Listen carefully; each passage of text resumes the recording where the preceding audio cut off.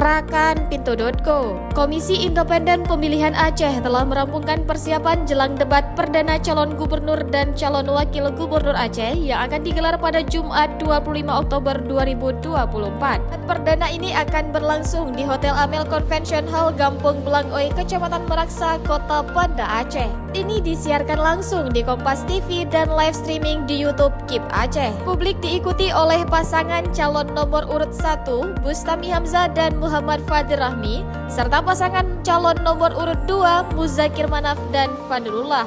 KIP Aceh Agusni Aha menyampaikan bahwa pihaknya telah menetapkan 7 panelis debat perdana calon gubernur dan calon wakil gubernur Pilkada Serentak 2024. Panelis debat publik tersebut saat ini menjalani karantina untuk menyusun pertanyaan sesuai dengan tema debat pertama yang telah dipilih. Patan panelis di satu titik yang steril ini dilakukan guna mencegah interaksi dan intervensi dari pihak luar.